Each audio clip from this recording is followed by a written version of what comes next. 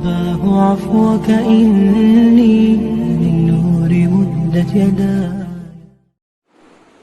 نحمده ونصلي على رسوله الكريم أما بعد সম্মানীয় ভাই, মাহে রমজানের দ্বিতীয় জুমা 1443 হিজরি। আজ বিষয়বস্তু যাকাত সংক্রান্ত কিছু গুরুত্বপূর্ণ মাসাইল। আল্লাহ রাব্বুল ইজ্জত সর্বপ্রথম বান্দার কাছে যে দাওয়াত দিয়েছেন সে দাওয়াতটা ঈমানের দাওয়াত। নবী করিম সাল্লাল্লাহু আলাইহি ওয়াসাল্লাম সর্বপ্রথম দাওয়াত দিতেন ঈমানের দাওয়াত। যারা অমুসলিম, যারা ইসলাম কবুল করেনি, ঈমান আনেনি, তাদের কাছে রাসূল করিম সাল্লাল্লাহু আলাইহি ওয়াসাল্লামের কর্তব্য অতটুকুই, ঈমানের দাওয়াত দেওয়া, আল্লাহর পরিচয় বলা। যদি তারা ঈমান গ্রহণ করে তখন ইসলামের বিস্তারিত বিষয় তাদেরকে বলা, দাওয়াত দেওয়া, এটা দ্বিতীয় পর্যায়ে জরুরি না।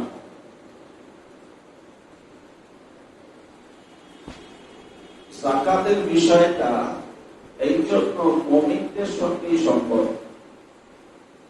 যারা ঈমান গ্রহণ করেছে, যারা ইসলামকে কবুল করেছে, তাদের উপরে ফরজ। ঈমান আনার পর তার দায়িত্বে আসে সময় মতো নামাজ আদায় করা এবং যাকাতের আওতায় এলে যাকাত দেওয়া, হজের সামর্থ্য হলে হজ করা, মাহে রমজানে রোজা রাখা। এই কর্তব্যগুলো বর্তায়, এগুলো ফরজে আইন। অস্বীকার করলে ঈমান চলে যায়, অলসতায় না করলে বড় গুনাহ হয়, কবিরা গুনাহ, এবং তখন তার নাম ফাসিক হয়ে যায়। ফাসিক, পাপী, মুমিন। যারা ফরজগুলো সঠিকভাবে আদায় করে তারা ফাসিক নয়। আমাদের নাম যেন ফাসিকের খাতায় না আসে, বড় বড় গুনাহ যেন আমাদের দ্বারা না হয়, এদিকে সতর্ক দৃষ্টি রাখতে হবে, রুহানি দৃষ্টি। যাকাত সবাইকে দিতে হয় না। আল্লাহ পাকের নিজাম যে কিছু বান্দা যাকাত দেবে, কিছু গ্রহণ করবে।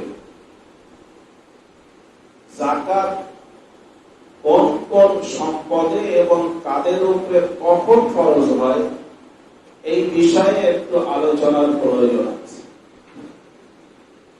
হাদিসে পাকে 20 মিসকাল যদি কারোর কাছে সোনা থাকে, যার বর্তমান ইংরেজি ওজন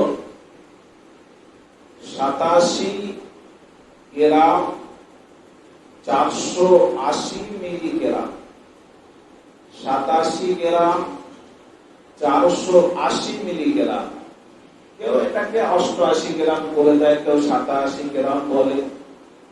এই হলো নিট ওজন। শুধু কেবল যদি সোনা থাকে, তার সাথে রূপো নেই, বিন্দু মাত্র একটা টাকাও তার কাছে নেই, কোন ব্যবসায়ের মাল, যে মালটা বেচার নিয়েতে কিনেছে, এরকমও কিছু নেই।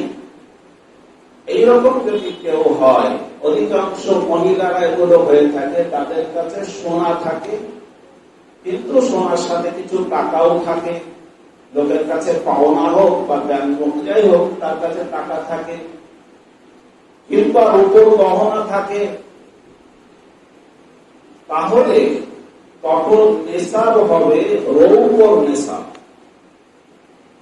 সোনার সাথে কিঞ্চিত সোনা বা যতটাই সোনা থাক, তার সঙ্গে রৌপ্য বা ব্যবসার মাল বা টাকা কড়ি যদি থাকে তখন রৌপ্যর নেশাব হবে। কিন্তু কেবল যদি সোনা থাকে, সোনার সাথে তার কোনো রৌপ্য নেই, টাকা নেই, কারোর কাছে পাওনা টাকা, ব্যাংকে টাকা বা কোনো ব্যবসায়িক মাল তার কাছে নেই, তখন ওই 87 গ্রাম 480 মিলিগ্রাম না হওয়া পর্যন্ত তার উপরে যাকাত লাগে না। যখন ওই পরিমাণ সোনা হবে তখন যেদিন মালিক হলো আরবি চাঁদের হিসাবে ঠিক বছর পুরো হলে তার পরের বছরের প্রথম তারিখে তাকে যে মূল্য বাজারে বিক্রি হবে ওই সোনাটা, সেই মূল্য ধরে যত টাকা হবে তার 40/1 তাকে দিতে হবে।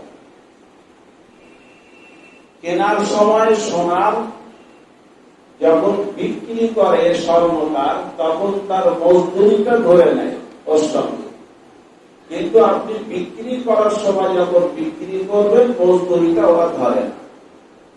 তো যাকাতের হিসাব হবে বিক্রির মূল্য।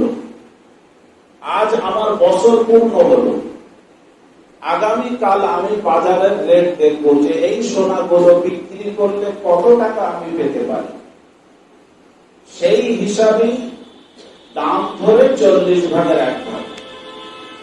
যদি টাকা না দেয়, টাকা না থাকে, তাহলে তার স্বর্ণ কেটে সোনা কেটে 40/1 তাকে দিতে হবে গরিব। এটাই হলো শরীয়তের ফরজ আইন যাকাতের বিষয়ে। অনেক মা বোনেরা যাকাত দেয় না, টাকা থাকে না বলে। স্বামী গরিব, সেও হেল্প করতে পারে না, কিন্তু তার ঘাড়ে রয়ে গেল। প্রয়োজন কি আছে সোনার গহনা রাখা? যাকাতের ফরজটা তো তার ঘাড়ে রয়ে যাচ্ছে। এই জন্য হয় সে অন্য কিছু গহনা ব্যবহার করেও যাতে যাকাত প্রয়োজন হয় না, কিংবা রূপোর ব্যবহার করুন, 600 কমে কমে হলে কি হলো। অন্য কিছু যদি মাল তার সঙ্গে না থাকে, সোনা থাকলে আর রূপো বা টাকা পয়সা থাকলে তখন সোনার হিসাব হবে না নেশাবে, তখন রূপোর হিসাব হবে। রূপোর হিসাব হলো কত? 612 গ্রাম 360 মিলিগ্রাম। 612 গ্রাম 360 মিলিগ্রাম রূপোর মূল্য টাকা, ব্যবসার মাল বা সোনা রূপো যে কোনো কিছু থাকলে সবগুলোকে এক জায়গায় করে তার মূল্য যদি এই পরিমাণ হয়ে যায়, 612 গ্রাম 360 মিলিগ্রাম রূপোর মূল্য হয়ে গেলে নেশাব হয়ে গেল। যাদের কাছে সোনা নেই কিন্তু টাকা আছে, ব্যাংকে থাক, পাওনা টাকা থাক, ব্যবসার সামগ্রী থাক, কারোর কাছে ধার দেওয়া আছে টাকা, সে টাকা থাক, সমস্ত টাকা একত্রিত করে ঋণ যেটা হবে সেটাকে মাইনাস করবে। যে টাকা আপনার থাকবে 1 বছর পরে তাকে যাকাত দিতে হবে 40/1। তখন তার নেশাব দ্বারা হবে 612 গ্রাম 360 মিলিগ্রাম রূপোর দাম বর্তমান বাজার আজকের যা রেট 42,000 সামথিং হয়। এই কদিন আগে দেখলাম 40,000 সামথিং ছিল, এখন হয়েছে 42,000। হতে পারে কম বেশি হয়, প্রতিদিন বাড়া কমা হয়। দেখে নিতে হবে যখন বছর পুরো হচ্ছে আপনার যাকাত কত হবে, নেশাব হচ্ছে কিনা। গুরুত্বপূর্ণ একটি মসলা হলো এই, ধরে নেন আজ আপনার কাছে 42,000 সামথিং বা 45,000 টাকা এসে গেল, আপনি প্রথম মালিক হলেন। তাহলে আজকের এই 12 কি 13 রোজা, তো আজকের এই রোজা ঠিক আগামী বছরে ঠিক 13 তারিখে আপনার হিসাবটা করতে হবে। 12 তারিখে বছর পুরো হবে, 13 তারিখে আপনার হিসাব করতে হবে। ওই সময় যা থাকবে, আজকে মনে করুন 45,000 টাকা আপনার কাছে, আগামী রমজানে আপনার ঠিক এই তারিখে আপনার কাছে কত টাকা আছে। দেখছেন যে 45 থেকে কমে 42 এসছে, তো আপনি পুরো 42-এর 4 ভাগে 40/1 যাকাত দিয়ে দেন। কিংবা সেটা বেড়ে 2 লাখে পৌঁছে গেছে, তখন আপনাকে 2 লাখ গোটাটারই যাকাত দিতে হবে। এ কথা বললে হবে না যে 45-এর পরে বাকি 1,55,000 তো বছর পুরো হয়নি, না, ওটা ধরা হবে। বরং আপনি যদি 10 রোজাতেও 2 লাখ টাকা পেয়ে যান, তো 2 দিন বয়স হলো, তারপরও আপনাকে যাকাত দিতে হবে, কেন ওই টাকার সঙ্গে মিশে। এখানে আরেকটি বিষয় খোলাসা হওয়া দরকার যে 40 বা 42,000 টাকার যে নেশাব আপনি আজকে পেলেন, মাঝখানে যদি খরচা করতে করতে 10, 12, 10, 12, 8, 10,000-এ এসে যায়, এই যে কম হয়ে গেল বলে নেশাব কাটবে না। ঠিক বছরের শেষে গিয়ে যদি 40-এর কম থাকে তখন হবে না, কিন্তু ওখানে গিয়ে যে দেখে গেল 40 বেশি, 45-এর বেশি টাকা আছে, তখন এই মাঝখানের ওই কম বেশিটা ধরা হবে না। যা থাকবে গোটাটা 40 ভাগের 1 ভাগ দিতে হবে। তাহলে যাকাত কোন কোন মালে হয়? যাকাত হলো আপনার কাছে সোনা বা রূপো, সোনা রূপো ব্যবহারের হোক বা এমনি রাখা হোক, গহনা হোক বা এমনি সোনা হোক, যেভাবেই থাকুক সোনা রূপোর দাম। ব্যবসার মাল যদি পাটকাঠি কিনে রাখেন বিক্রি করার জন্য, তারও দাম ধরতে হবে। ঘুটে কিনে রাখেন বিক্রি করার জন্য, তারও দাম ধরতে হবে। ক্ষুদ্র ক্ষুদ্র জিনিস বিক্রির নিয়ে যে কিনে রেখেছেন, সবটার দাম ধরতে হবে। যেদিন আপনি হিসাব করবেন সেই দিন বাজারের রেট যেটা, সেই রেট হিসাব। হয়তো আপনি কিনে রেখেছেন একটা জমি 4 লাখ টাকা দিয়ে, বিক্রি করার নিয়ত আছে, কিন্তু যেদিন বিক্রি হিসাব করছেন সেদিন তার দাম কমে 3 লাখ হয়ে গেল, 3 লাখের যাকাত দেবেন। আর যদি সেটা 18 লাখ হয়ে যায়, তো 18 লাখের যাকাত দিতে হবে। এটা বিষয়টা বুঝতে হবে। জমি, জায়গা বা যে কোনো সামগ্রী বিক্রির নিয়তে যদি কিনে রাখেন, তাহলে সেটা কিন্তু ওর সঙ্গে যোগ হবে তার দাম, তার রেটটা। তাহলে ব্যাংকে টাকা রাখুন, কারোর কাছে আমানত গচ্ছিত রাখুন, কারোর কাছে পাওনা টাকা যেটা নিশ্চিত ভাবে আপনি পাবেন, ঠিক তেমনি ভাবে আপনার কাছে থাক বা কাউকে ধার দিয়েছেন, এই সমস্ত টাকা একত্রিত ভাবে জমা হয়ে এই হিসাবের নেশাবে এসে গেলে আপনার 1 বছর পরে যা থাকবে তার 40 ভাগের 1 ভাগ যাকাত দিতে হবে। 40 টাকায় 1 টাকা, 100 টাকায় 2.5 টাকা, 1000 টাকায় 25 টাকা, 1 লাখ টাকায় 2,500 টাকা। 40 ভাগের 1 ভাগ বুঝতেই পারছেন। এই হলো যাকাতের মাসাইল। এগুলো খুব গুরুত্বপূর্ণ বিষয়, এগুলো আমাদের স্মরণ রাখতে হবে। যে সমস্ত মেশিন আপনি ব্যবহার করেন উপার্জন করার জন্য, তার দাম ধরা হয় না। তাই তার দাম 25 লাখ হোক, 20 লাখ হোক, ওর দাম ধরা হবে না। ওর থেকে যে উপার্জন করছেন সেটা ধরা হবে।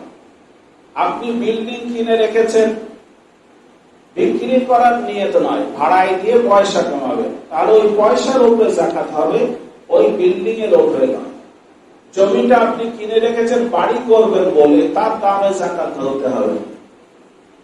বাড়ি করবার নিয়তেই কিনেছিলেন, কিন্তু যে কোনো একটা অসুবিধার কারণে এখন বিক্রি করতে হচ্ছে, তো তার দাম ধরা হবে না। যখন বিক্রি করে ওটা আবার পয়সা হবে, মানি হবে, তখন তার উপরে যাকাত হবে।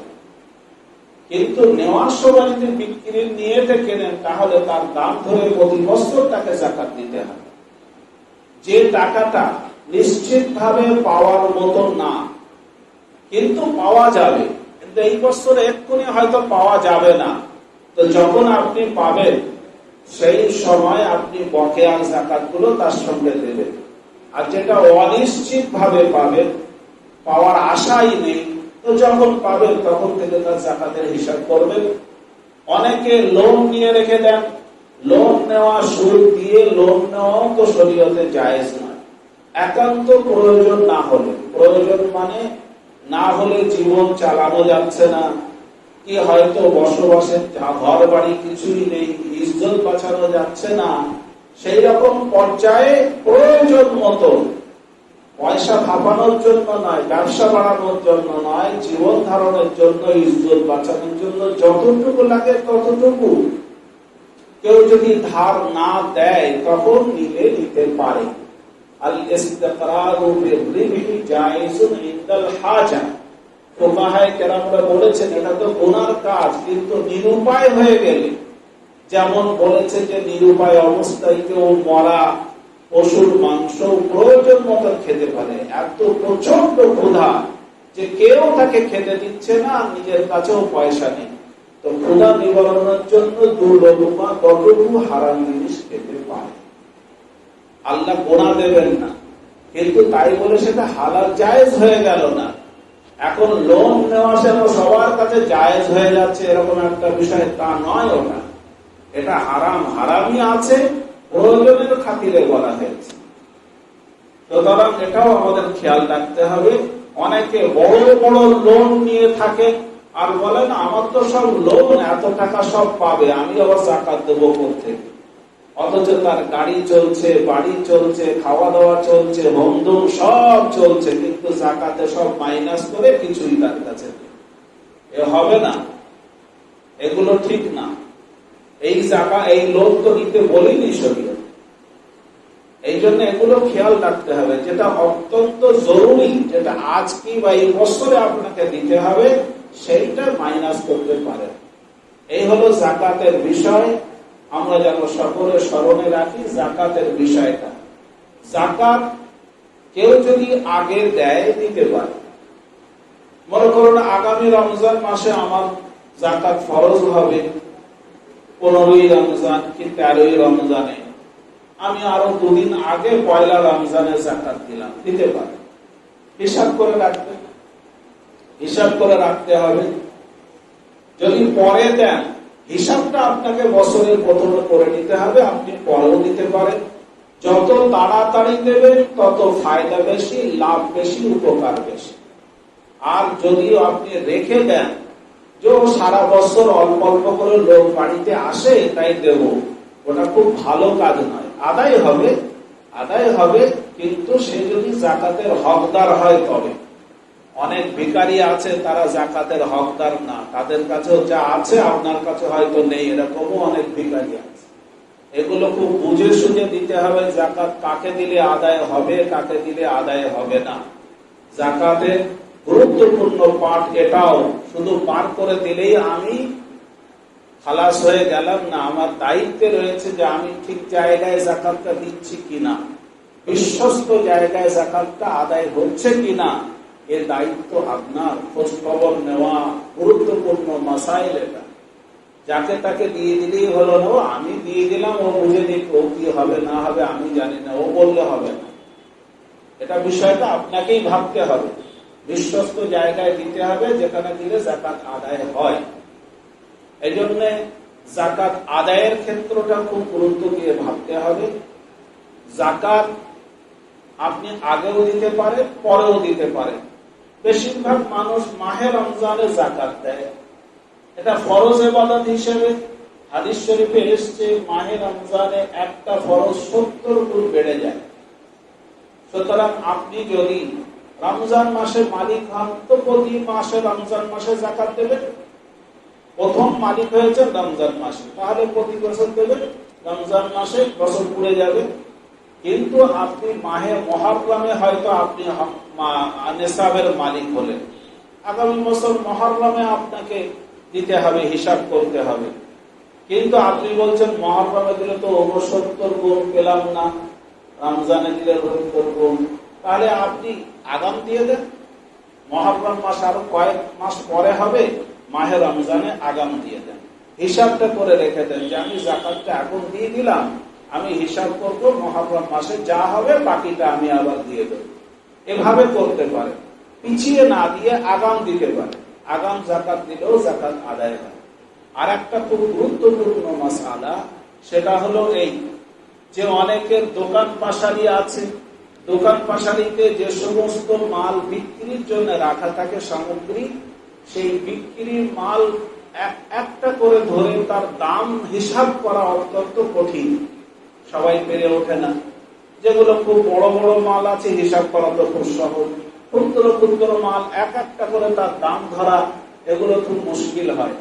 তখন আপনি কি করবেন, আপনি হিসাব করে অনুমান করুন। অনুমানে দেখছেন যে 2 লাখ টাকা হতে পারে। আবার অনুমান যেহেতু কম বেশি হয়, 2 লাখের একটু কম হলেও হতে পারে। খুব বেশি 2.5 লাখ, কম বেশি আর হবে না। আপনি 2.5 লাখটাই ধরে তার হিসাব করে জাকাত দেন। বেশিটাই ধরুন, যেন কম না হয়, তাহলে আপনার ঘাড়ে রয়ে যাবে। সুতরাং নিখুঁত ভাবে মেপে তারপরে জাকাত দিতে হবে এরকম কোনো জরুরি নয়। দেওয়াটা সব থেকেই ভালো। যদি না পেরে ওঠে তাহলে বেশিটা ধরে তার জাকাতের হিসাব করে জাকাত পার করে দিতে হবে। মনে রাখবেন যে জাকাত গরিবের হাতে পৌঁছে দেওয়া আপনার দায়িত্ব। গরিবরা আপনার দুয়ারে এসে জাকাত নিয়ে যায়, এটা তাদের ইহসান।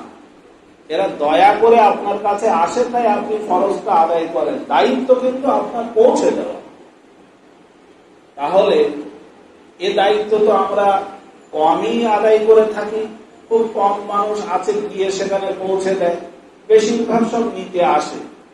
তাহলে সেই ক্ষেত্রে আমাদের কর্তব্য এবং করণীয় কি?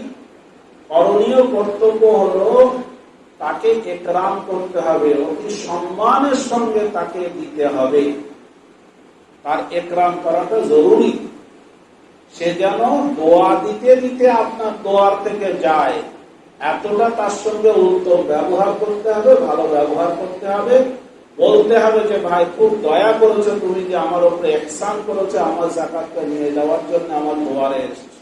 যদি সে সঠিক প্রাপ্য হয়, তার অধিকার হয়, জাকাতের আওতায় সে নিতে পারে, যদি সেরকম হয় তাহলে তার এটা করতে হবে।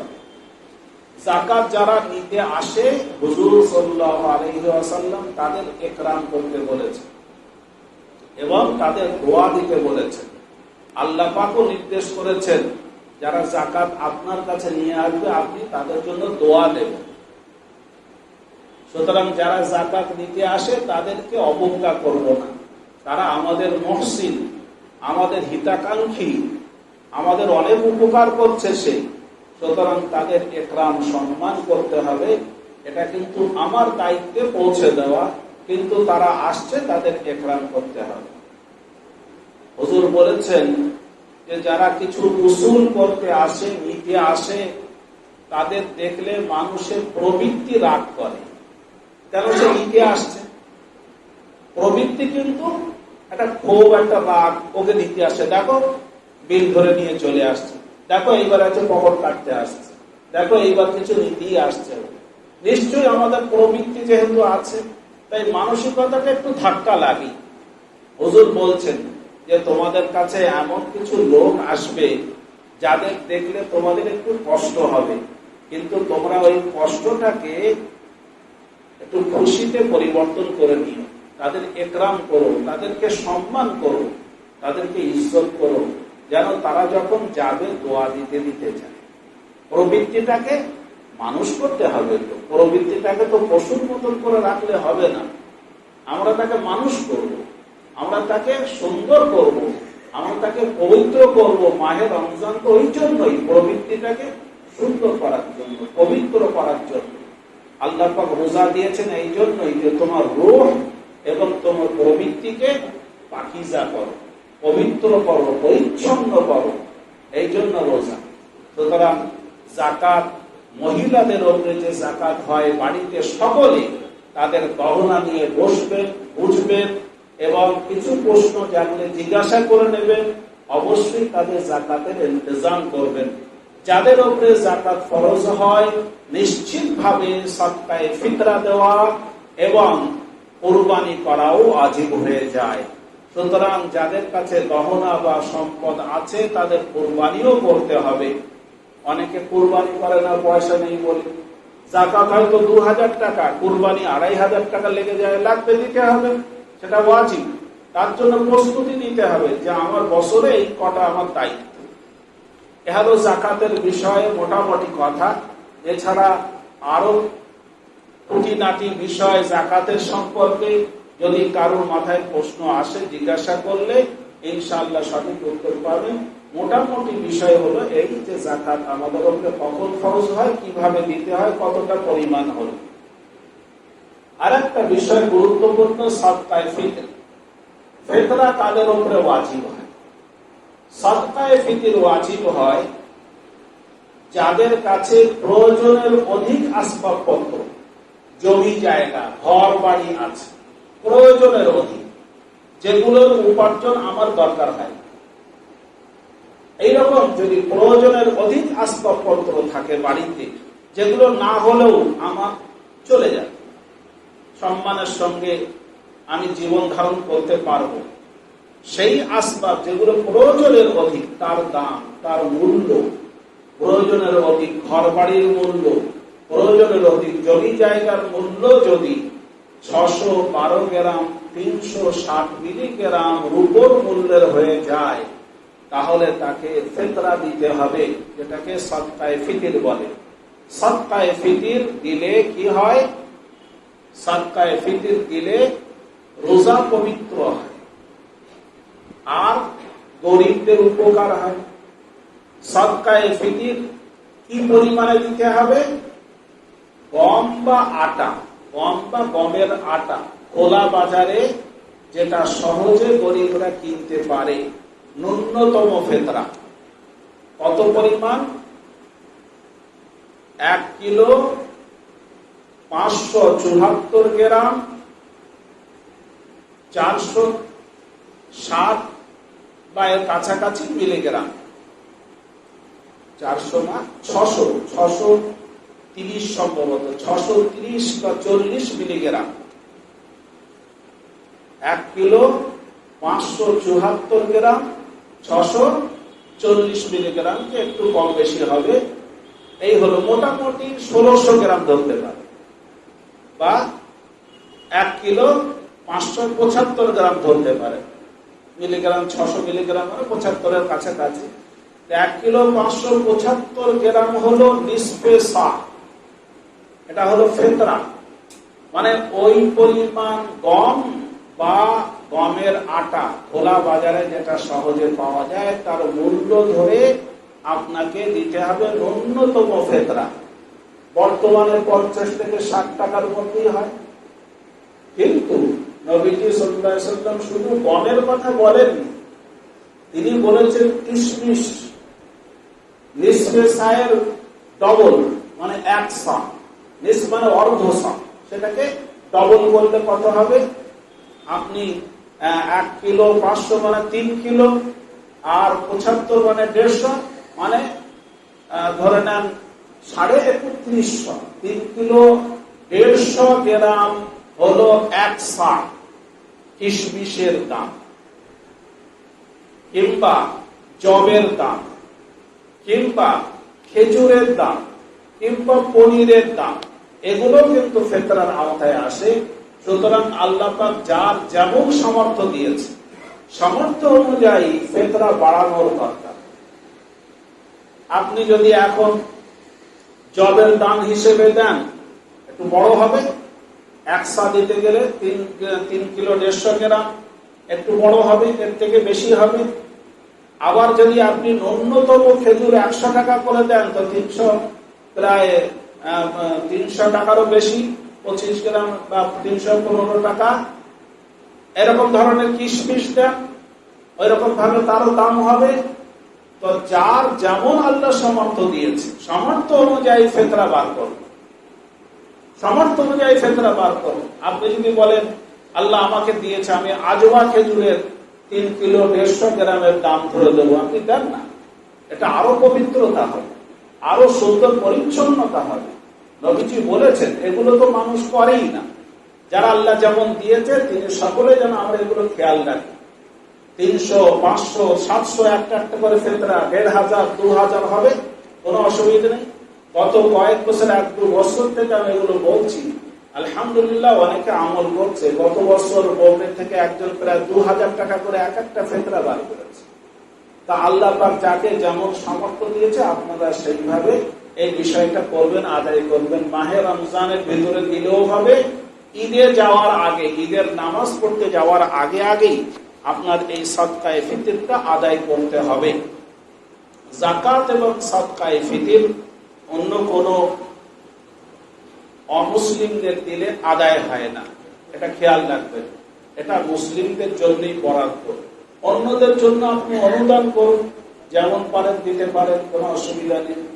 যাকাত শব্দের অর্থ হলো পবিত্রতা এবং পরিচ্ছন্নতা বা বর্ধিত হওয়া।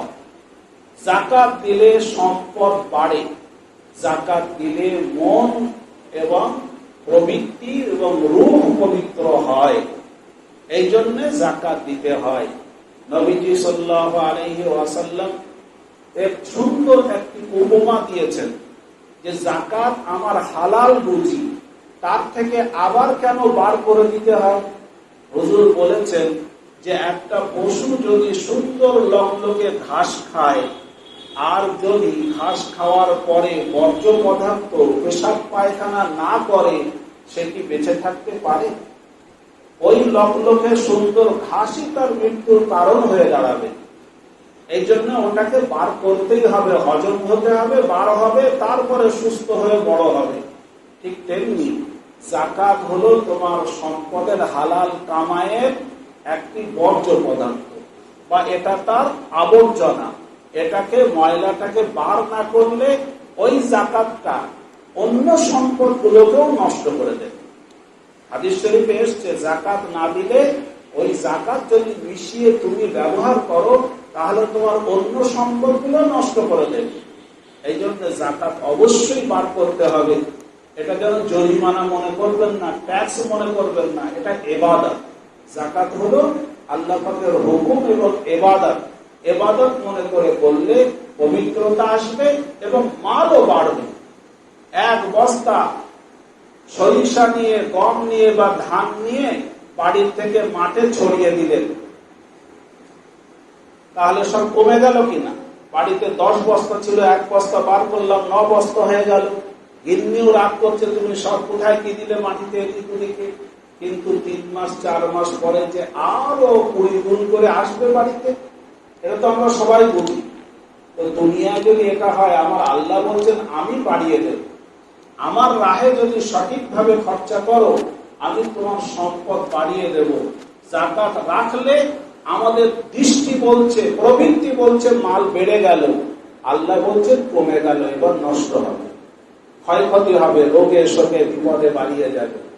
আর আল্লাহ বলছে যাকাতটাকে বার করে দাও, আরো মাল আমি তোমার কাছে পাঠাবো। একটি ফেরেশতা রেখেছেন, সে দোয়া করে আল্লাহুম্মা আতি মুনফিকান খালাফা, তোমার রাহে সঠিকভাবে যারা দেয় তাদেরকে আরো দাও।